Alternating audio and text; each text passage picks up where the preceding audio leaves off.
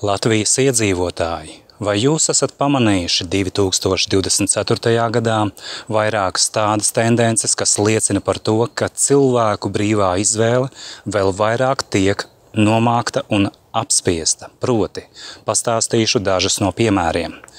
Kopš tā brīža, kad noslēdzās Covid afēra, nāca nākamie posmi saistībā ar zaļo politiku un zilo politiku un ne tikai.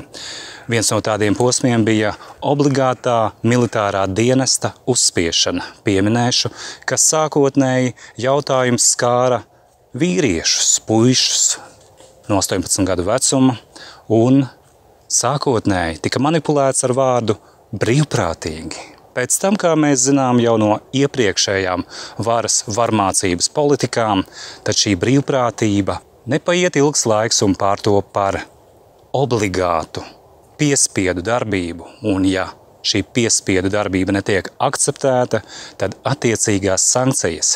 Pēc tam šī pati politika jau tiek reklamēta attiecībā uz meitenēm un sievietēm.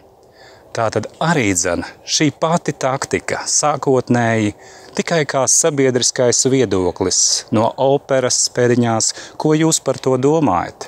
Un tad dažādi tie paši, kas slampu mēdījos izkalpojās Covid afēras laikā, tie paši savu gaudojumu šajā jautājumā pauda arī šajā lietā. Sakot, ka tas jau nebūtu nekas sevišķi, jo tā jau dara arī citas valstis, piemēram, Izrēla. Un tad jautājums, ja tā brīvprātība ir tāda morālā kroplība, kura pārtop par obligātu un uzspiestu praksi, tad jautājums, kas ar šo tā saucamo valsti ir ne tā, jo tiesiskā valstī, ja tāda pastāv, izvēles brīvība ir pamattiesība ikvienam cilvēkam, un tā tiek respektēta pār jebkuras varas politiku. Tad kā tad tur ir ar to Latvijā skaļi izbazunēto gods pār varu, kā sevi tur reklamē pretkorupcijas birojs? Ja šāda goda nepastāv, un kā esmu arī citos savos vēstījumos paudis, tā arī teikšu tagad. Parādiet man vismaz vienu to Latvijas tiesnesi, kurām praksē ir gods pār varu, vai vienu tādu advokātu vai juristu, kam tiešām realitātē ir gods un sirdsapziņa pār varu, un kurš vēl ar vien strādā sistēmā.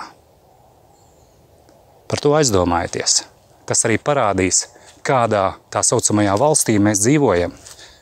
Un pieminēšu arī to, ka demokrātija, kura mums tika plaši izreklamēta, tā saucamā brīvība, tā ir tikai fasāde.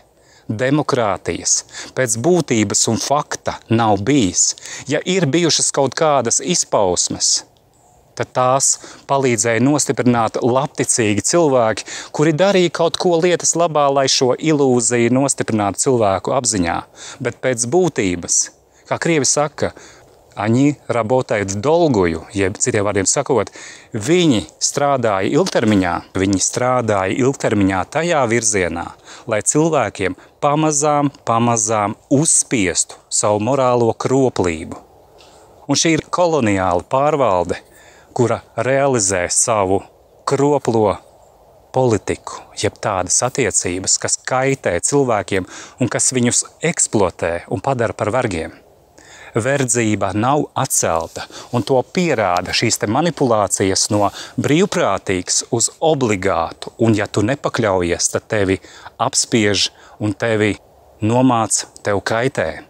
Saprotiet šo, un ņemot vērā šīs tendences, es, Mareks Markus, no savas pieredzes un pēc savas labākās sirdsapziņas, saku tev, latvieti, neesi vergs, esi cilvēks, un ja tev ir pašcieņa, tad saki šai morālo kropļu varai ne tikai ar savu muti, ne tikai ar savu attieksmi, bet ar tādiem darbiem, kas sargā tavus bērnus, un kas tajā brīdī, kur jāaizstāv bērnus un arī sevi pašus, neklusē.